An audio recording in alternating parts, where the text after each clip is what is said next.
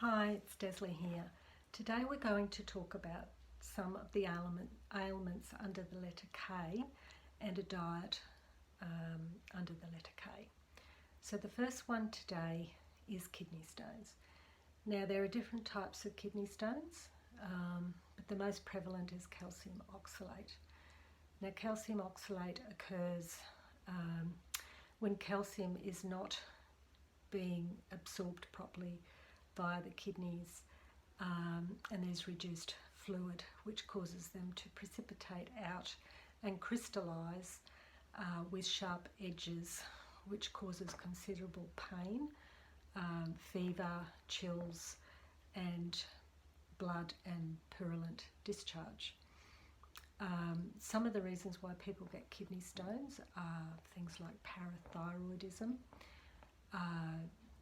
taking excessive amounts of supplements such as vitamin D. Genetics can play a part, as well as dehydration. So some of the nutrients that are useful to prevent kidney stones are your B6 and magnesium. B6 reduces the oxalate, and magnesium keeps the calcium in check. Vitamin C also helps to acidify the urine, as does cranberry juice. And you really need to ensure that you drink sufficient water. So if you have had kidney stones in the past, you really need to stay over your 2 litres a day. Diet high in fibre and low in protein is also useful. And if you are suffering from kidney stones, herbs like your marshmallow and herba ursi help soothe and help reduce some of the pain. Okay, so the next one is a ketogenic diet. So ketogenic diets are very popular for weight loss. They are high in protein, fats, and reduced carbohydrate. This causes a breakdown of fats into ketones. So you actually go into what's called ketosis, and you can check to see if you are in ketosis by buying your keto sticks and dipping them into your urine. You want to be mildly fat burning, so a mild ketosis is adequate. You don't want to be in too deep a ketosis, otherwise you'll suffer from nausea and constipation, and that's not ideal. Normally you'd be looking at 10% of your carbs from non-starchy vegetables and limited fruits.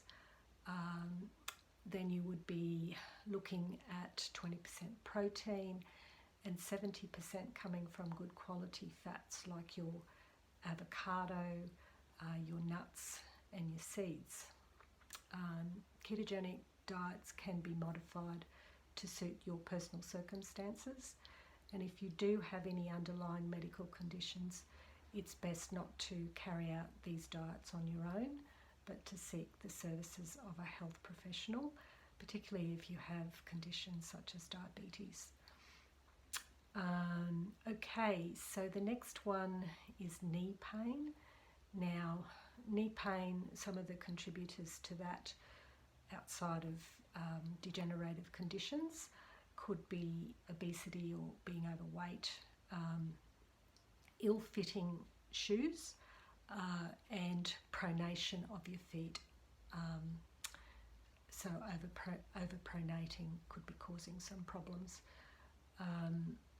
So with knee problems, obviously if you're jogging or doing any weight-bearing type exercise, you need to stretch appropriately, do your proper cooling down and warm-up exercises, and if you do overexert or overstrain, to follow the Rice method of rest, ice, compression and elevation. And you may have to consider another exercise for a while, such as swimming. When you do jog,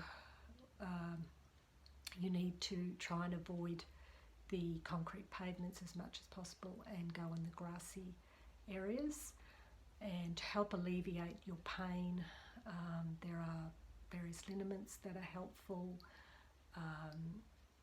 Your arnica will help with swelling, and chili or capsicum type creams help block the pain response, and to keep your joints and ligaments and tendons healthy. Nutrients such as glucosamine, chondroitin, MSM powder, and your collagen and horsetail are useful. Okay, thanks very much. Next time we'll talk about some foods under the letter L. If you require any further assistance, in particular with any ketogenic type diets, don't hesitate to contact me on my webpage or at my Facebook page at desleylocknaturopath.com.au. Give us a like or subscribe to my YouTube channel. Okay, thanks very much. Bye.